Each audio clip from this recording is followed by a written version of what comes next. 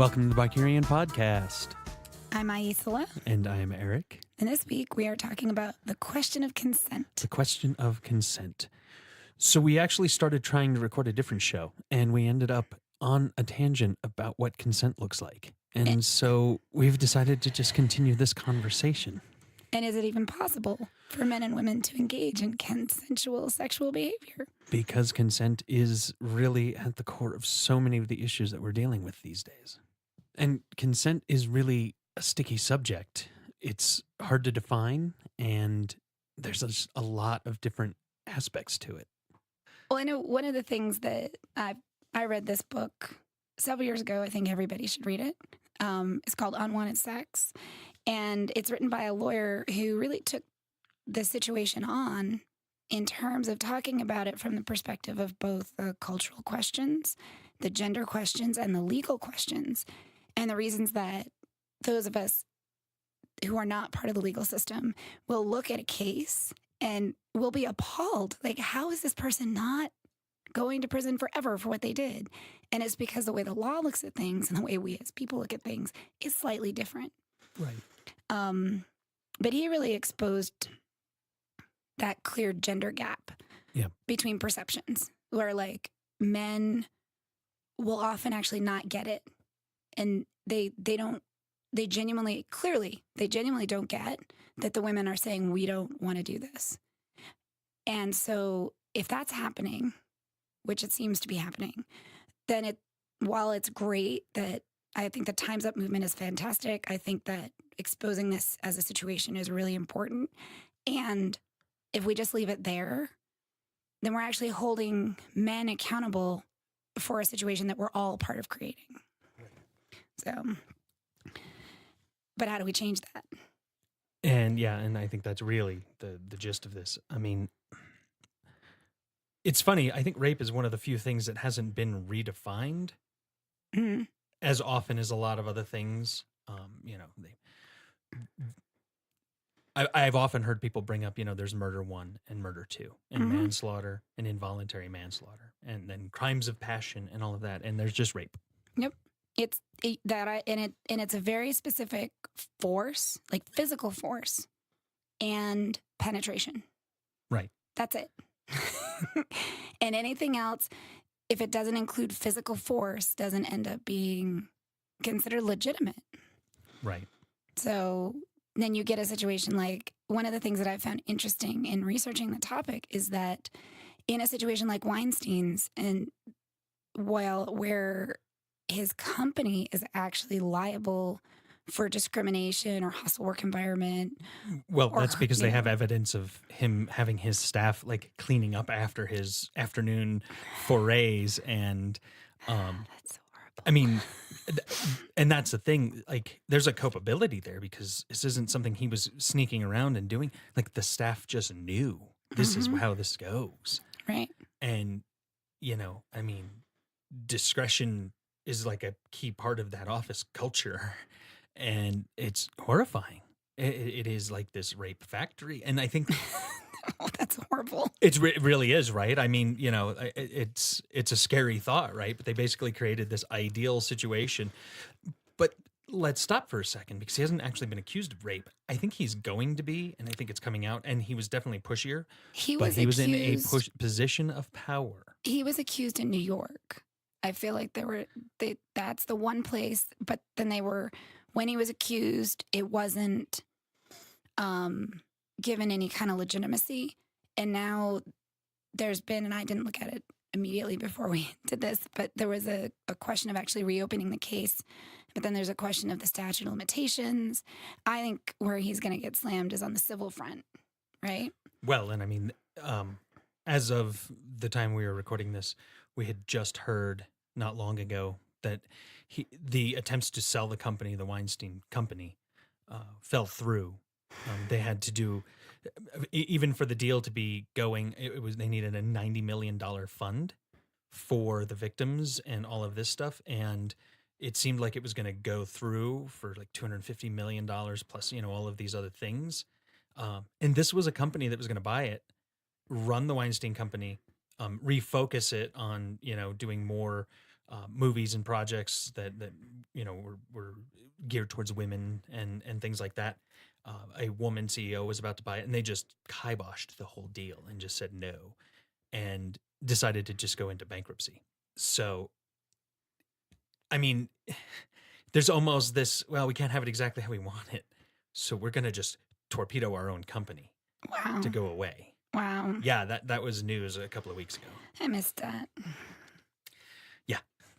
Well, and the other thing that it's interesting in that, I mean, we're pretty puritanical as a country, and that I think is part of what screws us up.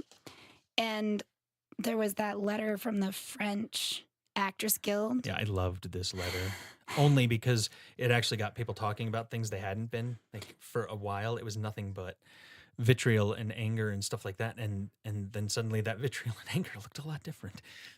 Well, and that was what I'm going to read a little bit from it because I thought it was, well, I'm going to read a translation because I do not speak French. Rape is a crime, the letter said, but insistent or clumsy flirting is not a crime, nor is gallantry a chauvinistic aggression. And one of the things that I think is a powerful kind of point is that, American women especially are very discouraged from having any sort of awareness, ownership, interest in their own sexual desire. This is true. French women, European women have a different, I would say, standard of behavior. They're not as discouraged from understanding themselves as sexual beings. And so I think there's a way in which the French culture can't really understand the American culture around that. I completely agree. I think Europe in general and most other countries do not have it. Well, most European countries don't. And Australia, their daytime TV is pretty racy. This is just normal parts of culture in other places. And so here, where we seem to have a more repressed puritanical look on things come out in weird ways, both from men and women. Women feel repressed and out of touch with their sexuality.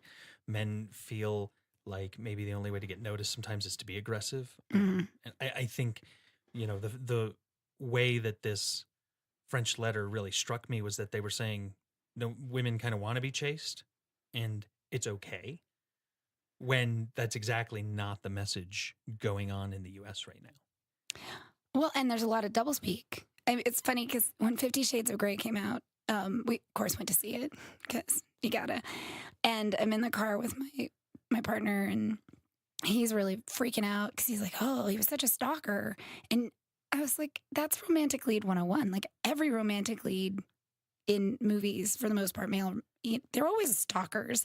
I actually thought he was significantly better because of the whole negotiation piece. Like he had these rules about how he was going to engage, and she had to actively agree to them. So he did all the romantic 101 stuff, but because there was this other thing happening, it ended up being more noticeable. Yeah, but I've heard, and I admit I did not see the movie and have not read the book, but from everything that I've heard, if that was the only positive, the rest of that relationship was fairly dysfunctional. So, yes. I mean, but how many romantic movie relationships are modeling functional behavior like that? That doesn't happen. I mean, the concept of a romantic comedy. We're making romance into a comedy because usually it's people stumbling through things and being bad at it. Mm-hmm. Yeah, there you go. So, but it wasn't really a romantic comedy that I'm aware of. No, it was not intended to be. Spankings can be funny, I guess, but I don't have an opinion in that in this moment. let me just say that. So the other thing that I thought was really interesting is there's this one program, and I'm going to use the letters for it. The EAAA program is a campus education program that is the only one that's been proven to decrease sexual violence. And the women who attended it were 46% less likely to experience rape and 63% less likely to experience attempted rape or other forms of assault. And they also experienced lower rates of sexual assault 2 years after they went through the program. And the major difference between that program and every other rape prevention program out there is they have a component that actually has women identify their sexual desires and interests and their romantic desires and interests. And they correlate that to the 63% reduction in attempted rapes.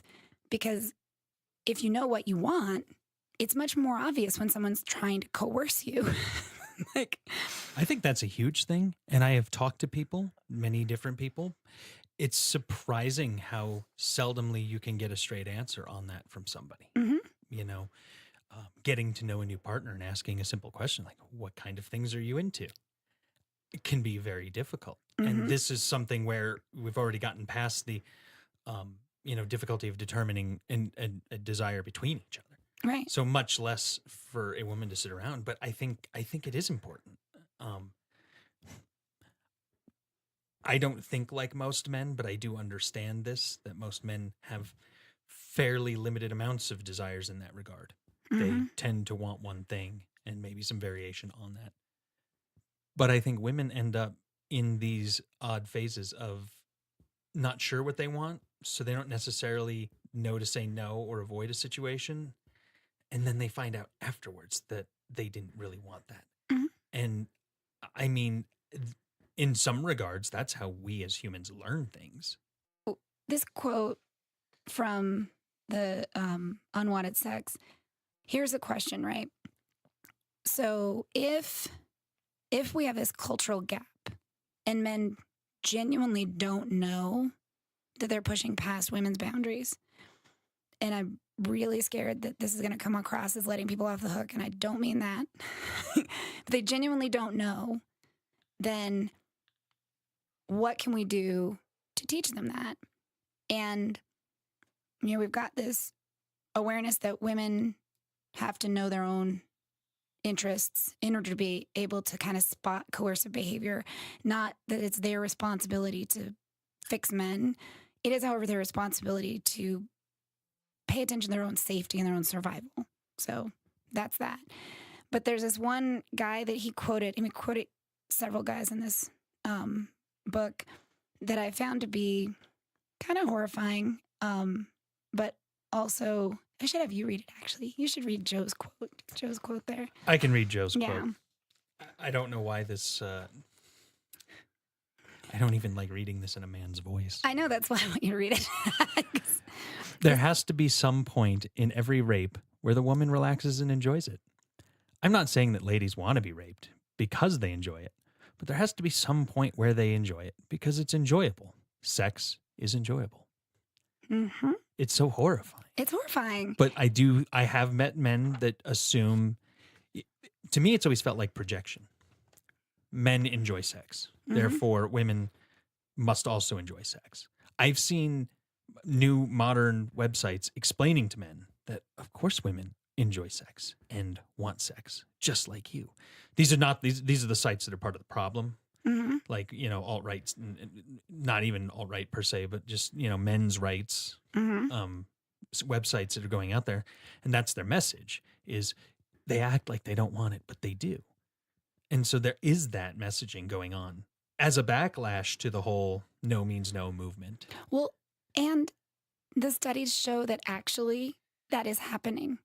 That the social stigma for women, and I would say that it is not to the level that it used to be, and I don't think that it's in any way erased or disempowered.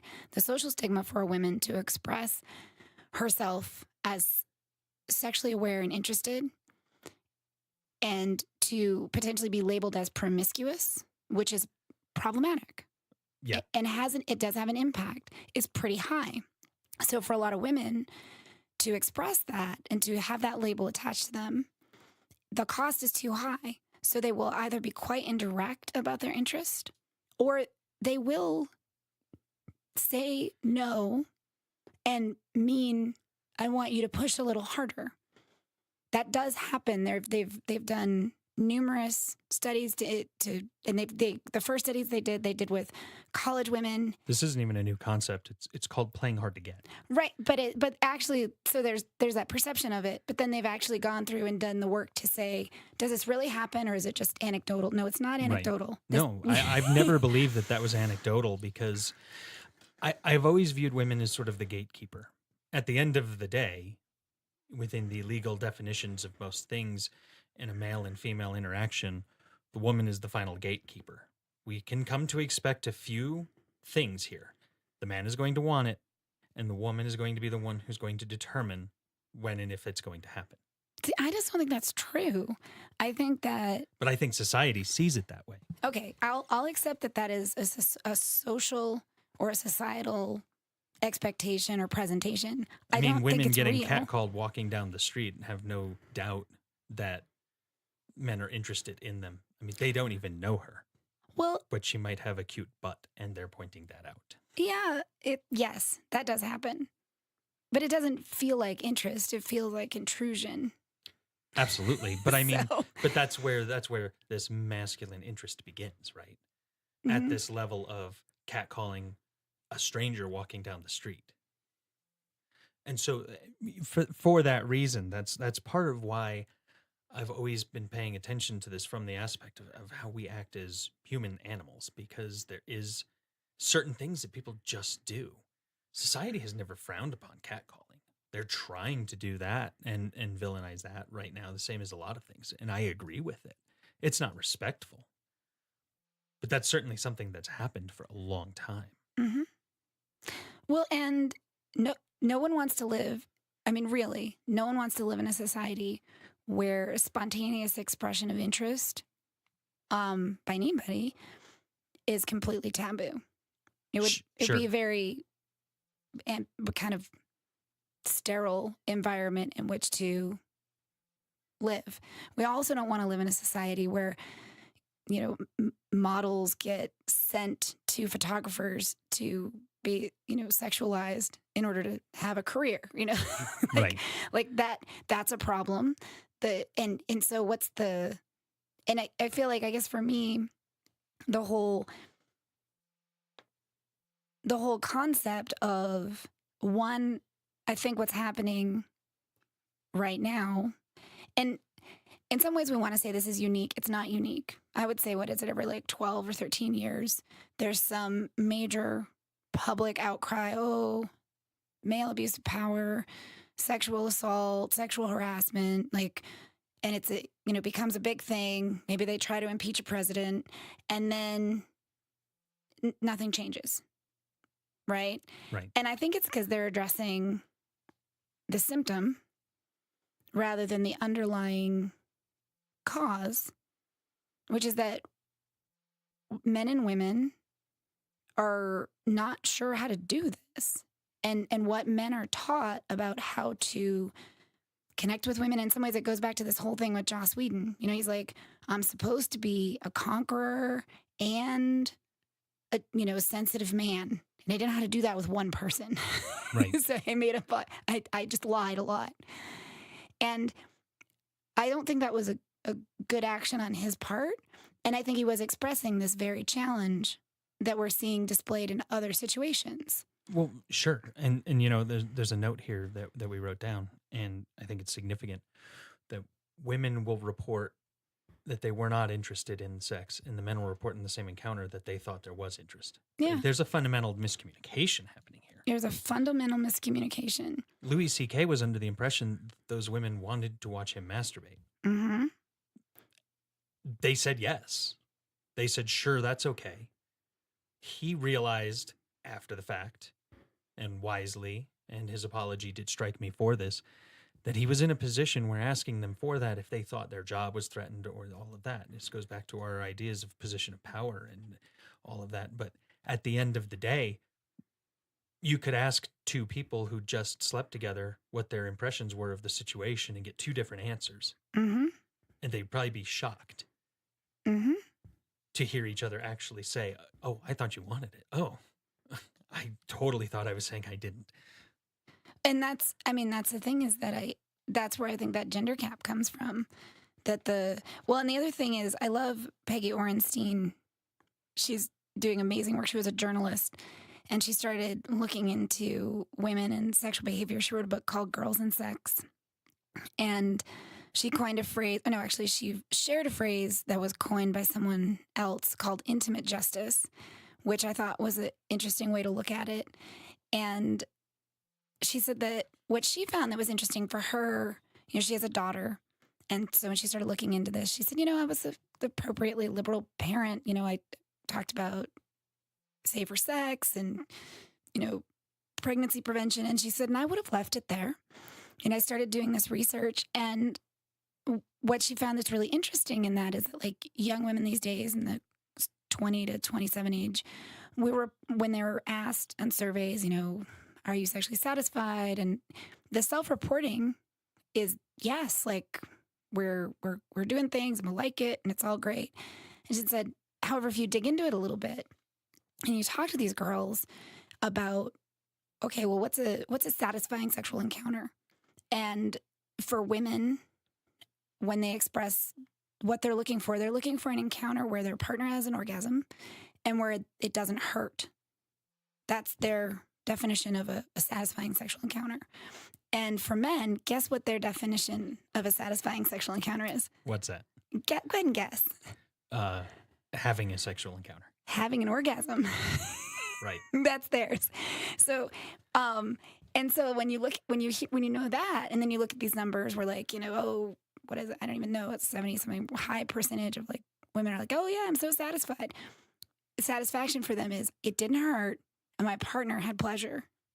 And meanwhile, guys are like, it was successful because I had pleasure. Exactly. I mean, by that standard, then we've just solved all the problems. Right. It's working for in that way. And it's a little bit of a lie. It's like, oh, everything's changed. It hasn't changed. We've redefined it. And so the guy's like, yeah, everything's great. And the woman's like, yeah, it's great. But actually their bar is low. Right. Like really low. So I think the real issue here is that it's really hard to determine consent. I mean, we've gone back and forth on all of these and we have these quotes and all of that. And you have one that I think really summarizes a lot of this. Yeah, it's from that book that I started with, Unwanted Sex. And he says, when citizens hold widely divergent views, the law often declines to intervene. Criminal sanctions are normally reserved for conduct that deviates sharply from accepted social norms, demonstrating more serious moral fault and inflicting grievous injury on others. Rape law reforms have proceeded cautiously in part because there is no clear social consensus about when it is fair to condemn a man for making aggressive sexual advances. And when the law does take a stand, it usually sidesteps the social disagreements. The law requires consent, it prohibits force, and it affords protection when a woman's fears of physical harm are reasonable. But the law says little or nothing to resolve the persistent and intense disputes about what consent, force, and reasonable fears are. And that's really it. I mean, it's funny because that book was written a long time ago. Like 1990. And it's really, really relevant still today. So I wish we had some way to wrap this up with a consensus on what consent is going to start to look like, but we're not really any closer to finding that. Truth.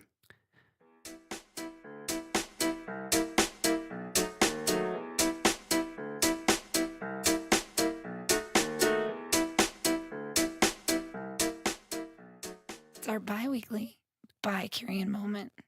That is true. And so this is the segment where we usually talk about something that struck us very recently while we were thinking about creating these podcasts. And mine came earlier today watching something over your shoulder, and I was reminded of it. It's an older episode or a more recent episode actually, of BoJack Horseman. And one of the characters is making a point about how they could either protect women or ban guns, and they opt to ban guns. And she had the best quote ever, which is, I can't believe our country hates women more than it loves guns. Which is amazing because it's kind of true, except that it's really hard to see that actually happening in real life. Because I think that realistically, we're just going to continue doing both, loving guns and hating women. Ouch. And it's horrible. But it does strike me that, some of the best wisdom I've gotten over the years has all come from really bizarre animated adult series. So yeah, it's a solid show. I have to say. It's dark. Yeah, mine is a little more frivolous, or differently frivolous, I guess. I can't in that I had to fly back east to see my mom. She's ill, aging, the whole aging parent thing, and I have to go back pretty regularly. And as I'm standing in line waiting, the 45 minutes to get through security, I'm like, maybe I really should get TSA pre-check, which is something I have thought of before. And I'm morally opposed to it for myself. I'm not going to judge anyone else. And I'm willing to totally consider breaking my morals because it takes a long time to get through security and I have to fly a decent amount for a number of reasons, one of which is dealing with my mother's situation. But I remember when 9/11 happened, I was like, oh, this is horrible. And at some point, they're just going to have the trusted flyer list and it's going to be all elitist. And now they have it. And yeah, but I'm considering falling. What's really interesting about that is I work with a lot of people at my company that happen to be brown skin and of Middle Eastern or Mediterranean descent, and they all have it and use it. And so it's sort of ironic that they're overcoming the biases that they probably would deal with just standing in the regular line by paying for that service. Well, that's a good point. And maybe you're helping me to justify my desire, so thanks. I am white and I don't have it, and I often consider getting it, but I find it kind of entertaining that the people that would probably get singled out definitely get singled out. That I work with are all using it and have it, and they're U.S. citizens, so they can, and it's interesting.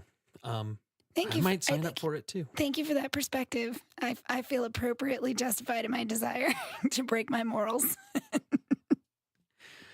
And on that note, we're going to close out the show, so we will talk to you on the next episode. See you in a couple weeks.